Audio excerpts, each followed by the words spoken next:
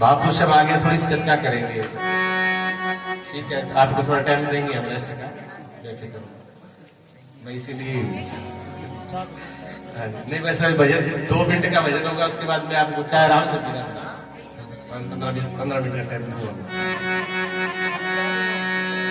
ये जग रोगिया रे जाने सतगुरु वेद न जाना, ये जग रोगिया रे जाने सतगुरु वेद न जाना।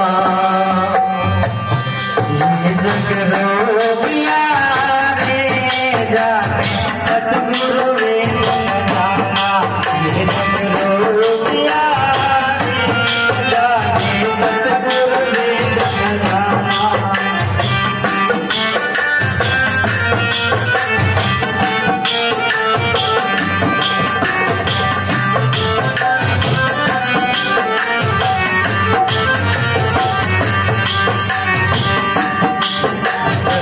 मरण का रोग लगा है कृष्णा रूपी काशी, जन्म मरण का रोग लगा है कृष्णा रूपी काशी, जन्म मरण का रोग लगा है कृष्णा रूपी काशी, जन्म मरण का रोग लगा है कृष्णा रूपी काशी। आवागमन की डोर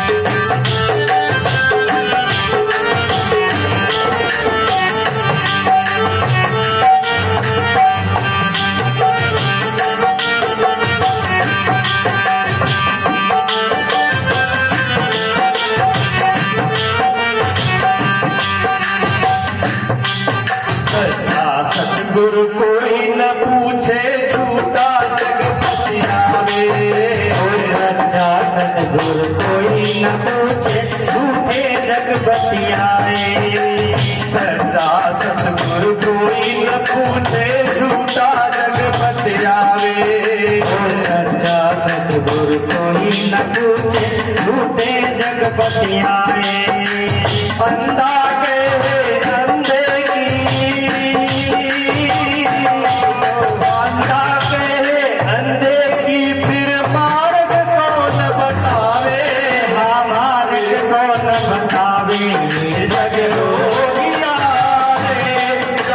सतगुरु वेद न जाना, ये जग रोगिया रे जाने सतगुरु वेद न जाना।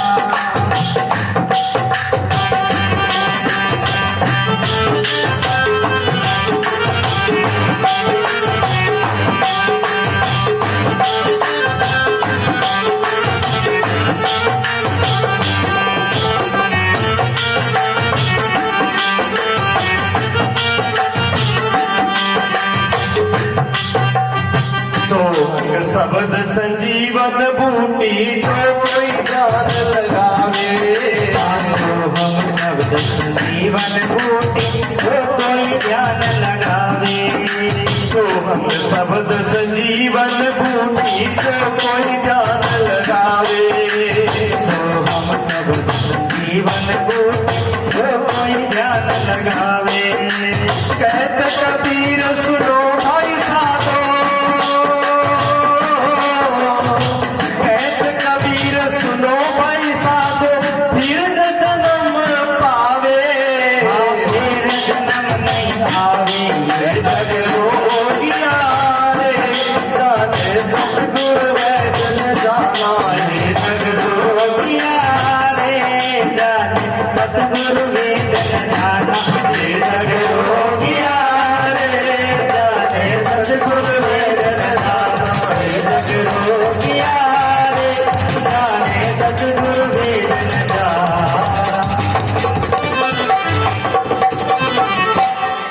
बोले सतगुरुदेव भगवान की जय हो।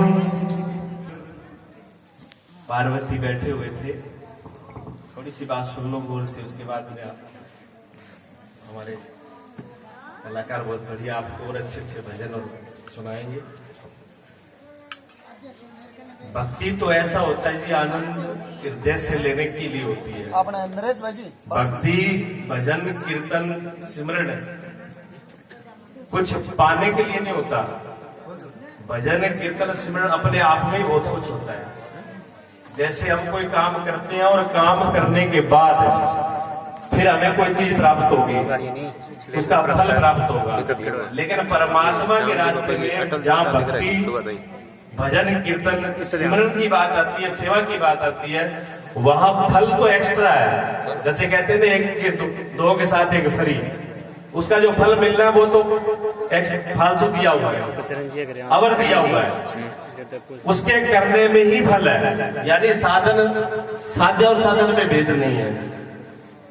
भजन करने में, सिमरन करने में, सेवा करने में आपको जो आनंद और जो मस्ती आएगी, आदमी किसके लिए क्या करता है?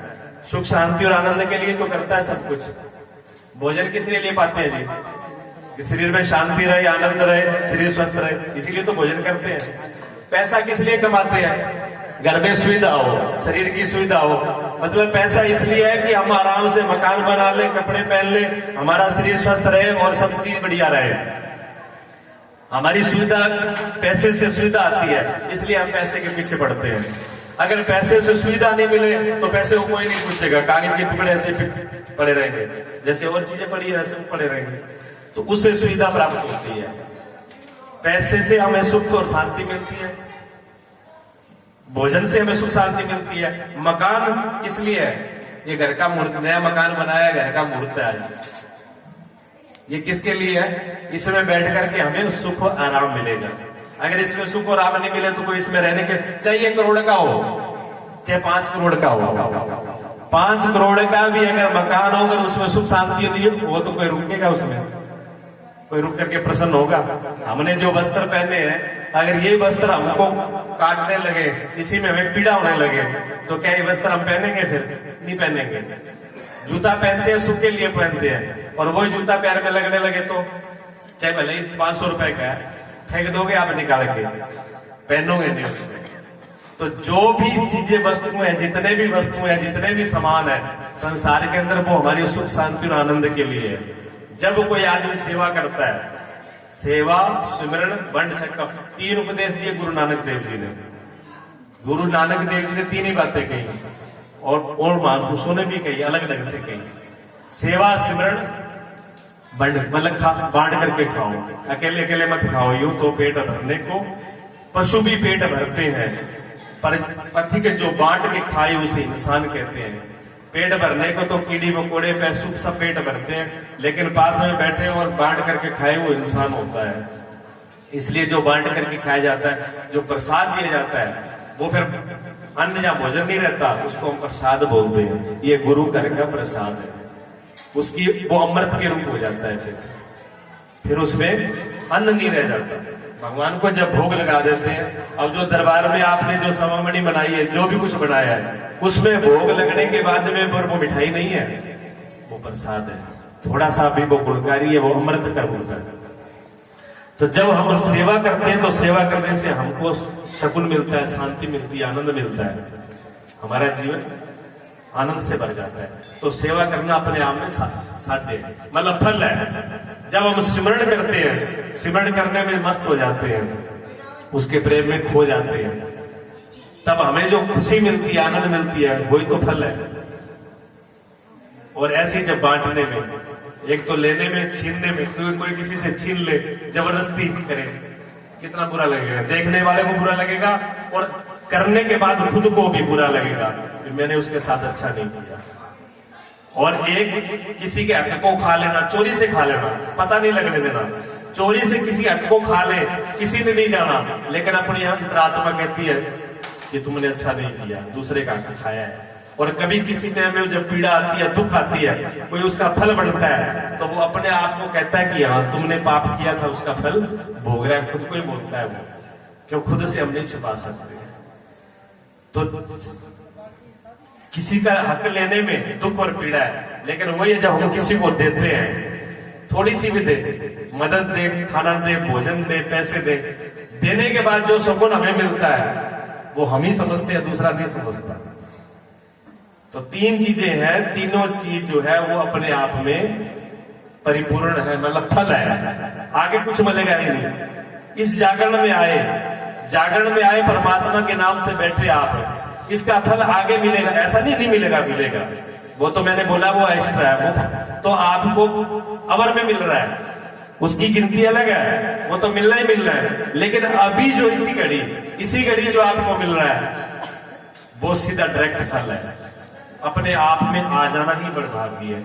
मैंने बोला भगवान शिव और पार्वती बैठे हुए थे, तो भगवान शिव पार्वती से कह रही है, पार्वती हनुमान सम नहीं कोई बड़ भागी, हनुमान जी के समान कोई बड़ा भागी नहीं है।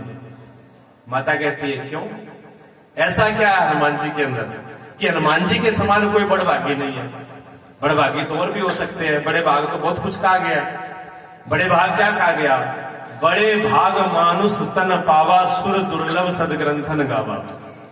ये मनुष्य दही है जो अपने को मानुष चोला मिला है, ये बड़े भाग से मिला है। ये कोई ऐसी चीज नहीं है कि कैसे भी मिल जाए, जहां बहुत बड़ा हम पुण्य कर ले तो मिले, नहीं। ये परमात्मा की बहुत बड़ी कृपा होती है, करुणा होती है, बड़े भाग होते हैं तब ये मिलता है। ये शास्त्रों में का सभी महापुरुषों ने कहा है। 84 लाख योनियों में, 84 लाख योनियों के अंदर सबसे कीमती चोला है वो ये है। आप एक विचार करो, मैं थोड़ी सी बात आपसे पूछ रहा हूं।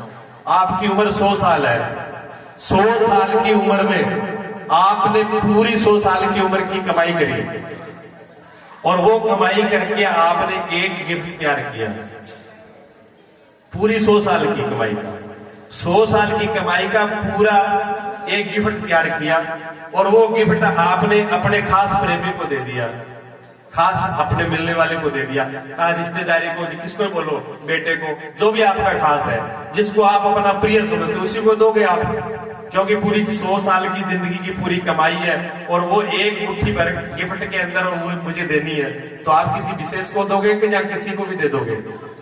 विशेष को दोगे, निश्चित बात है। भी हम किसी खास को ही देंगे। जब किसी खास को देंगे और खास को दे दिया, और खास देने के बाद में आपके आंखों के सामने उस चीज को वो तोड़ देता है, फिर आपको कैसा लगेगा? बहुत बुरा लगेगा। आप अगर मुंह पर नहीं बोल पाओगे, उसको कह नहीं पाओगे, तो मन ही मन में सोच लोगे ये बहुत दुष्ट है, मैंने बहुत बड़ी भूल की है, जिंदगी में दोबारा इसको कोई चीज नहीं दूंगा। कीमती सी कीमत तो सोचो, बेकार की चीज है वो भी इसको नहीं देनी मुझे, आप ये मन में धारण कर लोगे, करोगे ना? 84 लाख योनियों में कितने जीव हैं पता ही नहीं है, उसमें सबसे कीमती हीरा जो है वो आपको ये मानव शरीर दिया है, ये गिफ्ट है परमात्मा की, और इस गिफ्ट को आप उसी के सामने मिट्टी में मिला देते हो। राग द्वेष पीड़ा में, अच्छाई में, बुराई में, निंदा में, चुगली में, बुराइयों में, इसको जब आप मिट्टी मिला देते हो तो उस पिता को कितनी पीड़ा होती होगी।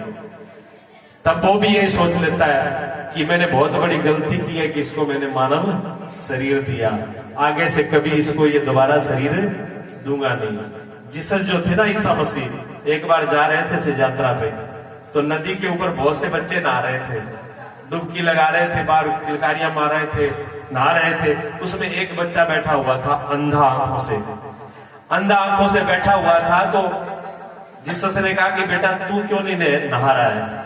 कहने लगे मैं, भगवान ने मुझे आंखें नहीं दी है, रोशनी नहीं दी है, मेरे को परमात्मा ने रोशनी नहीं दी, मैं देख नहीं सकता, मैं ना, मेरा भी मन करता है मैं भी छलांग लगाऊं, नहाऊं, बच्चों की किलकारी सुन करके, खेड़ को देख के मेरा भी मन होता है। कहते हैं जीसस को दया आ गई, उन्होंने परमात्मा से प्रार्थना की, प्रभु इसको भी आंखें दे दो। उसको आंखें हो गई, और जैसे ही उसको आंखें मिली और उसने कपड़े उतारे और नदी के अंदर छलांग लगा दी, और नहाया नहीं, वो नदी में छलांग लगा करके जो बच्चे उसमें नहा रहे थे उनकी गर्दन पकड़े और डबो दे। जीसस के देखते देखते 2-4 बच्चों को उसने मार दिया पानी में डुबो करके। और जीसस ने कहा मैंने बहुत बड़ी भूल की है जो मैंने इसको आंखें दी। ये इतना दुष्ट है कि इसको आंखें आते से मेरे सामने कितने बच्चों का जीवन ले लिया। उसने फिर वहीं खड़े होकर प्रार्थना करी, हे प्रभु मैंने गलती की है, आप ये जैसा था वैसे ही कर दो, उसको फिर अंधा बना दिया, क्यों ये इसी लायक है वहां बैठा रहे, नहीं ये बुराई करेगा। अगर इस चोले को पा करके हमने यही किया तो फिर हमने कुछ नहीं किया, परमात्मा हमको बख्शेगा नहीं। परमात्मा हमारी करने पर दुखी होता है, पीड़ित होता है। जैसे पिता, बेटा कैसे भी हो, कितना बुरा हो जाए, लेकिन माँ बाप का हृदय कभी बेटे से मुड़ता नहीं है। उनका हृदय माँ बेटों के प्रति हमेशा रहता है, संतान के प्रति हमेशा रहता है। अगर बेटा कुराह पे चला जाए, बुरे रास्ते पर जाए और अच्छाई का मार्ग छोड़ दे, तो माँ बाप को खुशी होती है? माँ बाप को खुशी नहीं होती। जब माँ बाप को खुशी नहीं होती तो परमपिता परमात्मा को कैसे खुशी हो जाएगी जब हम अपना रास्ता छोड़ के दूसरे। परमात्मा ने हमें भेजा था 3 ही काम के लिए, सेवा, सिमरन और वंड के खाओ, दूसरों को छिका के खाओ। 3 काम के लिए हमको भेजा और हमने तीनों काम न करके उसे उल्टा छीनना शुरू कर दिया। और इस जीवन से सिमरन की जगह पूरे दिन हम लोग बोलते हैं, पूरे दिन हम चर्चा करते हैं, पूरे दिन हम बातें करते हैं, इस जबान से कितना कुछ बोलते हैं, लेकिन सिमरन नहीं करते परमात्मा का, बेकार की चीजें बोलते हैं। तो हम भगवान शंकर पार्वती से कह रहे हैं, हनुमान सम नहीं को बड़ भागी, हनुमान जी के समान कोई बड़ा भागी नहीं है। क्यों? को नहीं को राम चरण अनुरागी। जैसा अनुराग, जैसा प्रेम हनुमान जी का राम जी से है, ऐसा किसी का है नहीं। इसलिए राम जी के समान कोई बड़ा भाग्य वाला नहीं है। इतने बड़े, और सेवा, राम जी जैसी सेवा कोई कर सकता है बताओ? हनुमान जी ने जो सेवा की है, 3 लोक में कोई सेवादार नहीं हुआ, तीनों लोकों में। तीनों लोकों में एक हनुमान जी ऐसे हैं जो सेवादारी में पहले नंबर पर है। हर किसी के लिए उन्होंने अपना जीवन लगाया है। गिरों पे उपकार किया, देवों पे उपकार किया, राम पे उपकार किया, जो भी रास्ते में आया दीन दुखी सब पे उपकार किया। किसी से उन्होंने मांगा नहीं, लिया नहीं, करते चले गए। किसी से ये नहीं कहा कि मुझे आप दो। आप विचार करिए, जब लंका में जाना था, सीता का पता लगाना था, मंदिर का जो थी वो इतने बानर थे, लाखों की तादाद में। 4 टुकड़ियां बनाई गई चारों दिशाओं की, चारों टुकड़ियों के सेनापति अलग अलग बनाए गए। एक पूर्व में जाएगा, एक उत्तर में, एक पश्चिम में, एक दक्षिण में, पूर्व में जाएगा। चारों टुकड़ियों के सेनापति अलग अलग बनाए गए, चारों टुकड़ियां अलग अलग की गई। लेकिन जो मुंदरी दी थी वो राम जी ने हनुमान जी को दी। तो तय तो पहले ही हो गया था भी ये व्यक्ति पर माता सीता का पता लगाएगा। विचार तो करो आप कि इतने लोगों के अंदर हनुमान जी को क्यों दी? हनुमान जी पर भरोसा था। किसी बात का भरोसा है? घर में आपके 100 आदमी क्यों ना हो, 100 आपके रिश्तेदार क्यों ना हो, आप सब पे भरोसा नहीं करते। 100 में से किसी एक को चुनते हो, अपनी खजाने की चाबी दे देते हो। शादी होती है, ब्याह होती है, पार्टी होती है ना, हर किसी को आप पूरा घर का काम नहीं संभालते। कोई एक आदमी होगा, उसको आप पूरा काम सौंप दोगे, तुम ध्यान रखना। क्यों? उसमें भरोसा होता है। जब जा रहे थे हनुमान जी लंका में जब जा रहे थे तब क्या हुआ? हनुमान जी जब लंका में जा रहे थे तो जामवंत ने सबको कहा, कोई किसी ने कितना बखान किया, किसी ने कितना बखान किया, अपना अपना बल। अंगद से कहते हैं, अंगद कहता है मैं चला जाऊंगा। लोग खुश हो गए, पूरी मंडली खुश हो गई उनकी। कम से कम एक हमारे में सूरवीर है जो समुद्र पार करके जाएगा। समुद्र कितना बड़ा था? 100 योजन। 100 योजन मतलब 1300 किलोमीटर। यहाँ से कलकत्ता 1400 किलोमीटर है। यहाँ से लेकर कलकत्ता तक कितना उसकी चौड़ाई थी समुद्र की? 1300 किलोमीटर। 1300 किलोमीटर छलांग लगानी थी और वापिस आना था। तो किसी की हिम्मत नहीं पड़ी। जामवंत बूढ़े थे, कहते जा तो सकता हूं लेकिन अभी शरीर बूढ़ा हो गया। एक युवा व्यक्ति था, एक जवान अंगद, उसने कहा मैं चला जाऊंगा लेकिन वापिस आने का भरोसा नहीं है। फिर क्या भरोसा ही नहीं है, फिर तो काम अधूरा है। चले गए और वापिस नहीं आए तो जाना बेकार है। एक व्यक्ति जा सकता है। कौन जा सकता है? हनुमान जी। हनुमान जी को कहा, हनुमान जी चुपचाप बैठे हैं, बोल ही नहीं रहे, वो बात ही नहीं करते। लेकिन जामवंत ने हनुमान जी से कहा कि आप में बहुत कुछ। हनुमान जी कहते मैं कुछ नहीं कर सकता। तब क्या कहते हैं? जामवंत जो है हनुमान जी से कहते हैं तुम्हारा यहां पर अवतार ही राम काज के लिए हुआ है। जब ये बात बोलते हैं तो हनुमान जी एकदम खड़े हो जाते हैं, अच्छा मुझे राम का काम करना है, तो राम के काम के लिए खड़े हो जाते हैं। काम तो हम भी करते हैं, जागरण हो, सत्संग हो, धर्म कर्म शुभ काम, पूजा पाठ, कोई लंगर का काम हो, सेवा का काम हो, हम किसी को कहते हैं चलो तो वो क्या कहता है, रुको अभी काम से जा रहे हैं। काम से जा रहे हैं मतलब मैं काम से गया वो खुद ही कह रहा है कि मैं काम से गया, मैं किसी काम का नहीं हूं, काम से जा रहा हूं। वो काम अच्छा है, सिमरन अच्छा नहीं है, सेवा अच्छी नहीं है, सत्संग अच्छी नहीं है, वो क्या जाने बढ़ की क्या होता है। तो हनुमान जी को जगाया, हनुमान जी तैयार हो गए जाने के लिए, और जब जाते हैं तो ये जामवंत को भरोसा है, भगत जी जामवंत को भरोसा है कि हनुमान जी चले जाएंगे और सीता का पता लगाएंगे। उसमें क्या कारण था, हनुमान जी समुद्र पार कर जाएंगे और पता लगा के आ जाएंगे, क्या कारण था उसमें बता सकते हैं? 4 कारणों में से पहला कारण यह था कि जब हनुमान जी खड़े हुए तो जितने भी बानर बैठे हुए थे सब उनसे छोटे थे, हनुमान जी बड़े थे। हनुमान जी बड़े थे, वो छोटे थे, फिर भी हनुमान जी ने सबसे पहले सबको प्रणाम किया। सबसे पहले हनुमान जी ने प्रणाम किया। पहली बात ध्यान रखना, आप पॉइंट की बात है ये, प्रणाम को छोटी मोटी चीज नहीं है। सबसे पहले उन्होंने प्रणाम किया, अपने से छोटों को भी आशीर्वाद लिया। उसी वक्त समझ गए थे जामवंत जी कि ये काम पूरा करेंगे। क्यों? इनको अभिमान नहीं है, ये अपने आप में बड़ापन नहीं है, ये बड़े होकर के, बड़े पद पर होकर के भी छोटे का सम्मान करते हैं, झुकना जानते हैं, आशीर्वाद लेना चाहते हैं। और जिसने झुक करके आशीर्वाद ले लिया उसको कोई रोकने वाला नहीं है। जिसने आशीर्वाद लिया माता पिता का, गुरु का, भगवान का, उसको दुनिया की कोई ताकत रोक नहीं पाई। आशीर्वाद बहुत बड़ी चीज है।